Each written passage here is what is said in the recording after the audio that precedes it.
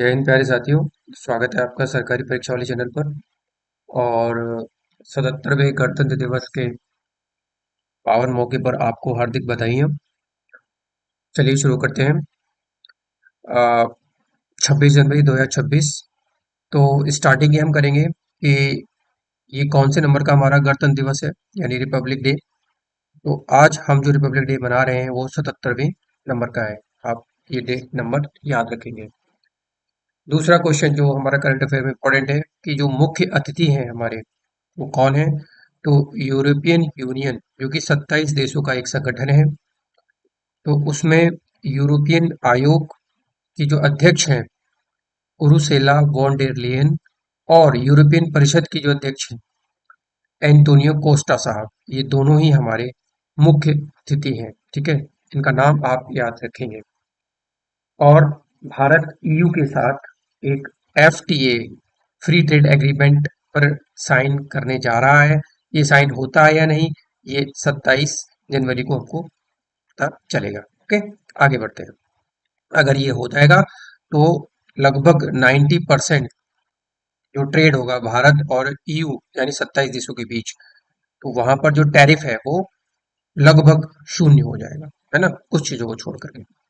चलिए, देखिए, जो गणतंत्र दिवस है उस मौके पर कुछ पुरस्कारों की घोषणा होती है, और पुरस्कार हमारे हर एग्जाम के लिए काफी अहम होते हैं। वहां से एक क्वेश्चन अवश्य पूछा जाता है। तो एक या दो क्वेश्चन हर एग्जाम में, पीसीएस यूपीएससी में, यहाँ से आता है। आप देखेंगे कि जो पुरस्कारों की घोषणा हुई है उसमें पद्म पुरस्कार है और कुछ वीरता पुरस्कार है। तो पद्म पुरस्कार की पहले बात कर लेते हैं। जो पद्म पुरस्कार हैं वो उनका आप नंबर याद रखेंगे। 131 पद्म पुरस्कार दिए गए हैं, जो तीन कैटेगरी में हम डिवाइड करते हैं: पद्म श्री, पद्म भूषण और पद्म विभूषण।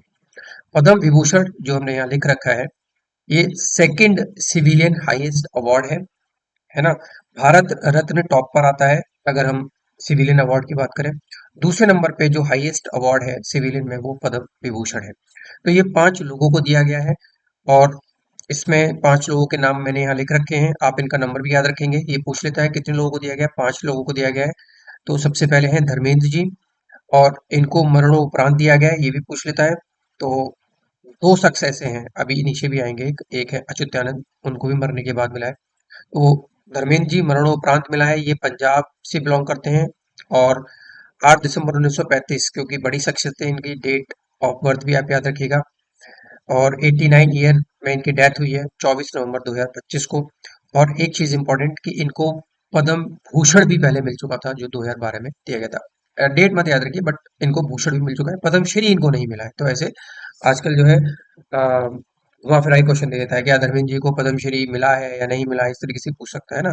तो भूषण मिला है और पद्म विभूषण मिला है। दूसरा है डॉक्टर एन राजम, ये महिला हैं, और इनको तीनों प्राइज मिले हैं, यानी पद्मश्री भी मिल चुका है इनको, पद्म भूषण भी और पद्म विभूषण भी, तीनों इनको प्राइज मिले हैं।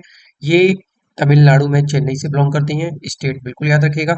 और ये म्यूजिक के लिए इनको जो है ये अवार्ड दिया गया है। ये क्या म्यूजिक में इनका क्या परफॉर्मेंस है, तो ये वायलिन जो होता है, जो आपने मोहब्बत है पिक्चर देखी होगी, तो उसमें जो शाहरुख खान जी के हाथ में है वो वायलिन, तो ये बजाती हैं। तो कार्नाटिक हिंदुस्तानी जो म्यूजिक है उसके लिए इनको दिया गया है। आगे बढ़ते हैं।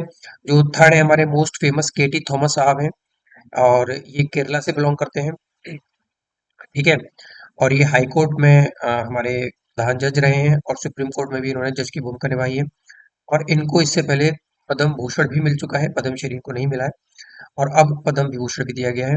और ये काफी फेमस रहे हैं। जो राजीव गांधी एसेसिनेशन केस हुआ था, तो उसमें जो डेथ दिया गया था, यानी जो एक उसको लीड कर रहे थे उस कमेटी को, तो वहां पर जो डेथ पेनल्टी दी गई थी उसमें ये हेड थे, केटी थॉमस साहब, राजीव गांधी एसेसिनेशन केस के। एक और केरल की शख्सियत है वी एस अच्युतानंद जी, और इनको भी मरणोपरांत दिया गया। तो दो शख्सियत ऐसी हैं 5 में से जिनको मरने के बाद ये अवार्ड दिया गया है, एक अच्युतानंद और एक धर्मेंद्र जी। ये 2025 में भी इनकी डेथ हुई है। ये केरल के सीएम रहे थे 2011 में। और ये फाउंडर मेंबर में से एक है सीपीआई, कम्युनिस्ट पार्टी मार्क्सिस्ट, तो उसके ये फाउंडर मेंबर भी हैं। और एक और है केरल के पी नारायणम, तो साहित्य और शिक्षा के लिए इनको भी दिया गया है, इडुक्की डिस्ट्रिक्ट से बिलोंग करते हैं। और 3 शख्सियत ऐसे हैं जिनको केरल से जो बिलोंग करते हैं जिनको पद्म विभूषण दिया गया, ऐसे भी क्वेश्चन पूछा जा सकता है। आजकल ट्रेंड बदल रहा है, आपको हर एंगल से पढ़ाई करनी पड़ेगी। ठीक है, तो 3 केरल के हैं क्योंकि विधानसभा चुनाव भी होने वाले हैं और आजकल जो पॉलिटिकल एजेंडा है वो कहीं ना कहीं हर जगह साधा जाता है ना। चलिए आगे बढ़ते हैं। लगे हाथ पद्म भूषण की भी बात कर लेते हैं। ये 13 लोगों को दिया गया है, लेकिन 13 लोगों को आपको नाम याद नहीं रखना है, वो इम्पोर्टेंट जो है हम देख लेते हैं। जैसे भगत सिंह कोश्यारी जी हैं, ये उत्तराखंड के सीएम हैं और महाराष्ट्र में गवर्नर भी रहे हैं, है ना। वी के मल्होत्रा साहब पॉलिटिशियन हैं, दिल्ली से बिलोंग करते हैं, एमपी रहे हैं दिल्ली में, लेजिस्लेटिव असेंबली में भी ये मेंबर रहे हैं। शिबू सोरेन साहब, और इनको मरणोपरांत दिया गया है, ध्यान रखिएगा।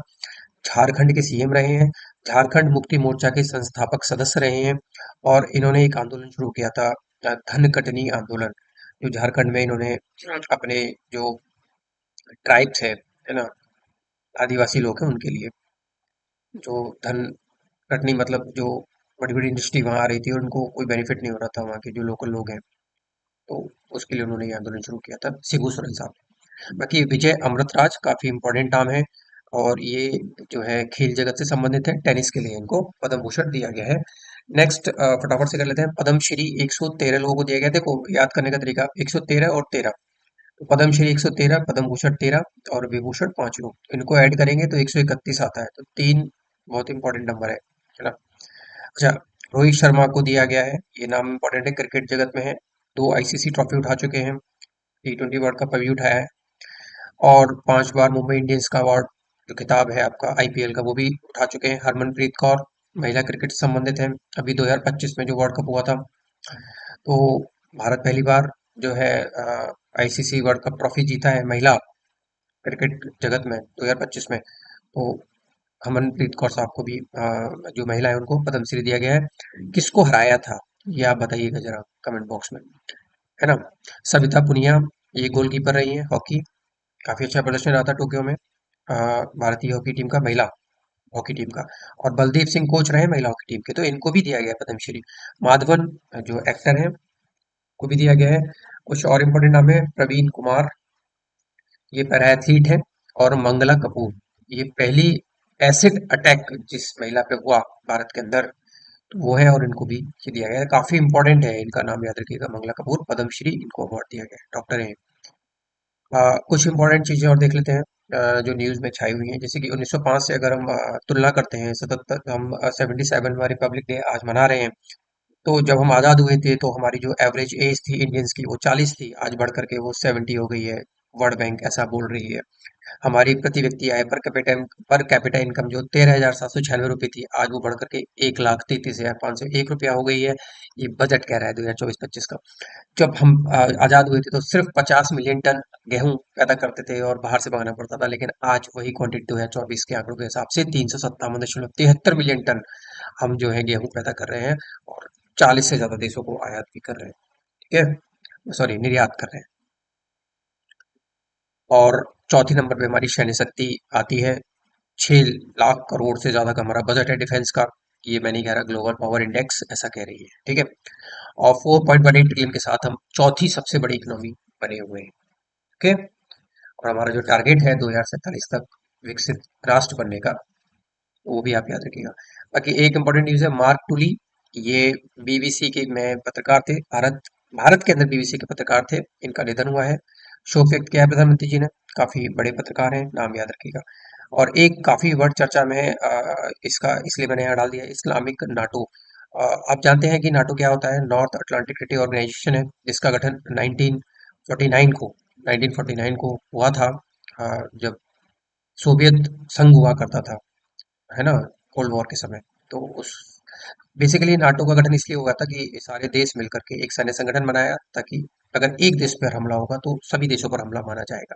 इसका हेडक्वार्टर ब्रसल्स में है, जो बेल्जियम की कैपिटल है, और इसमें लेटेस्ट 32 देश हैं। 31वां फिनलैंड ऐड हुआ था और अभी 2024 में स्वीडन ऐड हुआ है। ठीक है, ओके, तो ये है बाकी का। इस्लामिक नाटो में टर्की, पाकिस्तान और सऊदी अरब ये आ रहे हैं, इनको आप देख लीजिएगा, भारत के लिए खतरा है। ठीक है, एक